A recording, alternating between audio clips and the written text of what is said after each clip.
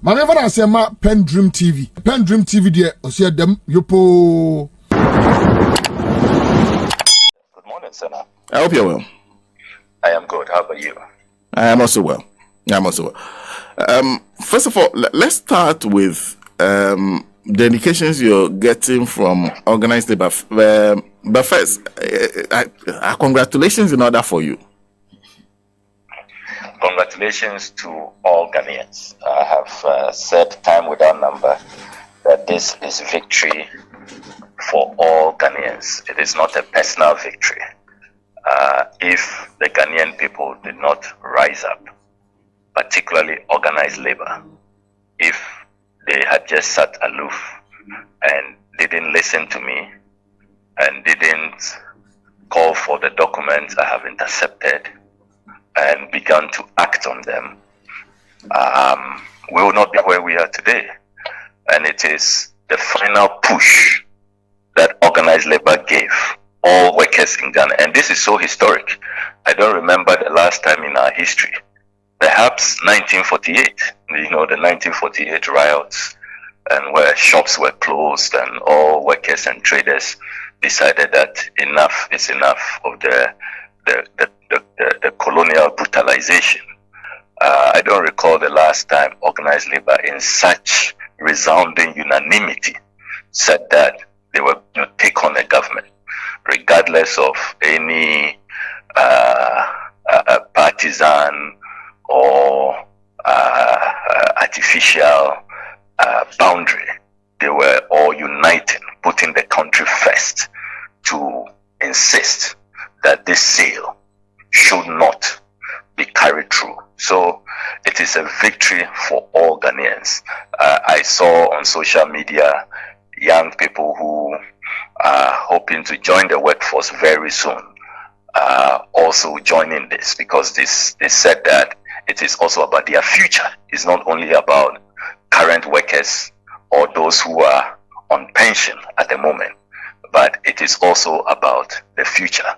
And you recall that when we did the June 18 demonstration, thousands of Ghanaians, showed up on the streets and demanded that this sale should be aborted. So this is a culmination of so many actors, you in the media, who continue to give this matter oxygen. So all Ghanaians, this is our collective victory. And the lesson here is that when we come together, when we put our country first, we are unstoppable. That real power belongs to the people. Those who are given some temporal positions and they allow the positions to get into their head, and they become so intransigent, so belligerent, so recalcitrant, so stubborn. They won't listen to anybody. They think that they can continue to loot this country, engage in unbridled, greedy state capture. This is a clear message to them that you mess with the Ghanaian people at your own peril, and that the Ghanaian people, as Nkrumah said, they may be slow to anger, but when they rise, when they strike, they are absolutely unstoppable. And that is what has happened today. Are you convinced by everything you've seen thus far? The Rock City statement saying we've done our bid, Sneden saying we are discontinuing the sales of the 60% shares. Are you convinced by all those documents that everything has been put on hold, or you need some more in terms of documentation to be convinced? As for the workers' pensions is not a joke. You work for 40 years, 50 years. When you can't work again, your contributions you have made over millions are sacrificed. Children are sacrificed. Their salaries barely take them home. But as for the pension administrator, by law, no matter how small your salary is, there's no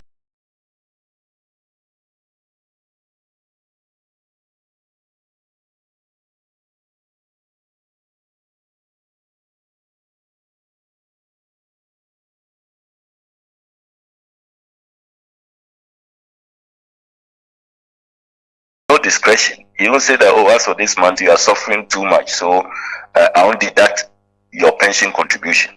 If you don't pay, you and your employer can end up in jail for 5 years. People are languishing in jail now, as we speak, for refusing to pay pension contributions. So this is not a joke. So you collect our monies, you are managing trillions of Ghana cedis, and this is your output. This is how you betray the people whose interests you are supposed to be in charge of. So MPRA must go, the Senate board must go, the management must go, Osafumafu's son must go, and the employment minister and the agri minister should be the next. They should all be booted out, and let's have a clean slate, and be rest assured that we will have a new crop of Ghanaians who have workers' interests at heart to manage workers' pensions. Be that as it may, at the last press conference held by the SNIT management, they said they've so far invested 200 million Ghana cedis into the hotels, have gotten no returns. It seems they still insist that there's a problem that needs to be dealt with when it comes to the hotels. How do you propose that is dealt with? It seems to me that this Ofi Busumpim or Safumafu, I hope I got the name right, it looks like he's at war with the truth. How can you tell us that you haven't received any returns from this hotel when the financial statements of Deloitte, conducted by Deloitte, financial statements published by Deloitte on Labadi Beach Hotel, reveal that Labadi Beach Hotel alone last year paid dividend of 25 million, the year before paid 10 million. Indeed, if you do the tax analysis, taxes that Labadi Beach Hotel alone has paid, is more than 40 million Ghana cedis. So how can you come and tell us that you are not getting any returns? The dishonesty, the blatant lies. And in any case, if you publicly hold a press conference and tell us that, look, I'm a failure, I can't manage these assets that you have given me. That's virtually what you are telling us, publicly. In other jurisdictions, you resign. As soon as you say that, you tell us that, oh, I have put in so much money, I can't manage, I can't make profit, I can't give you returns. You add that I'm resigning. I clearly can't do the job. So, what business do they have remaining there? Osafumafu and his colleagues, what business? You've told us that you can't manage these assets. It's only when they are given to somebody else to manage. That is when we can have hope in these hotels, even though you are lying that you've never received anything from these hotels. So why do you want to keep your position? Just go home. This is not by force. Nobody has put a gun to anybody's head that if you don't manage SNIT, we will kill you. It's not by force. You are telling us publicly at a press conference that you are incompetent. You are incapable of turning the fortunes of these hotels around. Why do you want to keep your post? Why? Just go home. We will find somebody who this is not, because we've had other SNIT managers like Mr. Ernest Thompson who turned Labadi around, brought in the right management, and turned their fortunes around. There have been other SNIT managers. They didn't sell the hotels, and they did a great job. In any case, you see the double standards, the hypocrisy. If we are talking about SNIT assets that are not yielding results, where to go is not the hotels. It is STC, Nana Komia's STC. According to all the records, SNIT's own records, that is the worst place in terms of value on returns. Why are they not touching STC? Because that one is not profitable.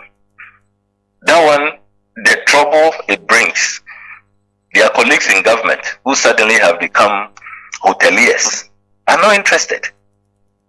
So look, they should just leave. It's not by force. You are telling us you're a failure, you're incompetent, you can't manage these assets. So just go home. It's as simple as that. I see. So from what you're gathering from organized labor, the strike would most definitely continue until all these people resign? It is. I mean, barring any last minutes, is very likely. I really don't see how these guys who have disappointed workers so much will be allowed to stay there, and this strike will be called off. I will be surprised unless they are given an ultimatum. And you see, because of the nature of this strike too, the only thing that may save the government is that today there's a total lockdown. There will be no productivity at all. Even the courts are not working this morning. Nobody is going to work, not even staff at the Jubilee House. The civil servants, the public servants, they are all not clock sack. All of them are not going to work. So perhaps they may give an ultimatum for these board members to resign or be fired, failing which probably the strike will resume. That may be a fallback plan, but from what I'm picking up, the only way the government can save itself now is to, in addition to the termination, fire these guys who engaged in this scandalous conspiracy. Let me conclude then by asking you about your own self, because Mr. Brian Champo, I recall in the last interview I had between the two of you, still suggested that this is personal, that you are just jealous of his successes in life. That's why you are doing it. He's the main target of all the exposés you started on the hotel. That he has nothing to do with the nation. It's because you don't have his money some. How do you respond to this? Brad Champon must feel very important. He must feel like a god. He must think that he is the greatest Ghanaian to ever walk on the surface of this earth. You know, that everything revolves around him, that it is about him. I mean, look at the arrogance. The last time he said that, he virtually suggested I'm homeless. So he would, if I produce some intercepted documents, he will give me a house, an empty house he has at Transaco. I mean, these people just don't get it. And you wonder how such characters will come anywhere near public office. He was not in this country 16 years ago when I went to the Supreme Court, attempting to stop Jacob Echedi Lamte from buying his bungalow. State capture we have been fighting at the prisons, parks and gardens, the military lands, police lands, embassies, the demolition of the Bulgarian embassy, demolition of properties belonging to the Nigerian High Commission, and all of that.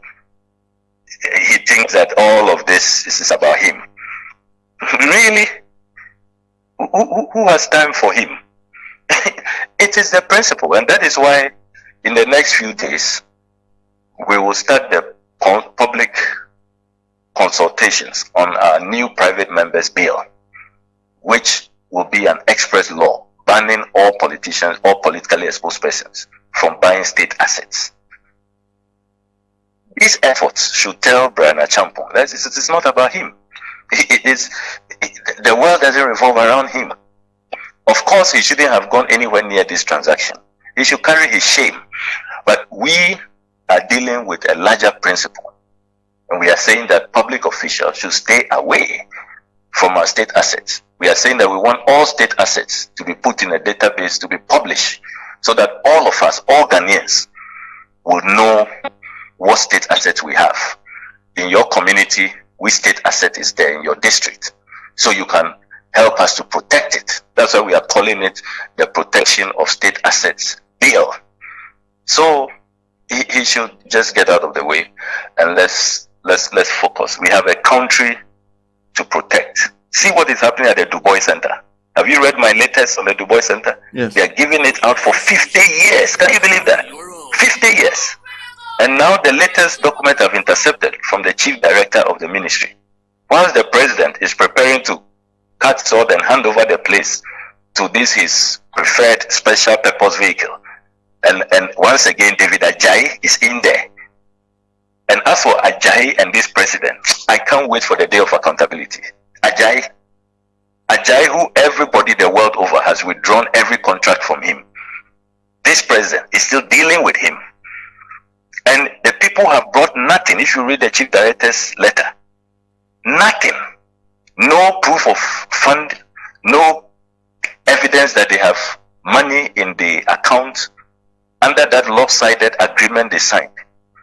And yet the president is preparing, has confirmed that he's going to participate in the handing over ceremony to them for 50 years. And they are going to control. They will have 6 members on the board. Government has only 3. They will control management. I mean, 50 good years. And all they must, the evidence they must show is that they have $13 million. How much is $13 million? The value of the land at cantonments. How much is it? 8 acres of land. How much is it? I mean, so this rip-off, this state capture, it goes beyond just one megalomaniac. One person suffering from delusions of grandeur, that he is so important and everything is about him. We are fighting a bigger war against state capture, and we will not stop. We are going to go all out to make sure that all our state assets are protected, and nobody will stop us. The threats that he issued last Friday, it won't stop us. Even if you take me down, there are many Ghanaians, and as you can see now, this coalition is much bigger than any individual. It's gone way beyond me. You take me out, there are so many Ghanaians who will rise up and preserve our country. Our country is on sale, and that sale must be fought and aborted. That is what this struggle is about. Be that as it may, he says you use the platform of politics to show you some shege starting today. Are you ready? I told him to start last Friday. I don't know why he was waiting for Monday. Honorable, thank you very much for making time to talk to us. You're most welcome. Honorable Samuel Okudzeto Abrakwa is Member of Parliament for North Tongue. There's a lot more that... PENDREAM TV. Now, so far so good. Say open online portal e Ghana. Nipa share, nipa follow, nipa comment here. To my best of knowledge, without any biases, PENDREAM TV.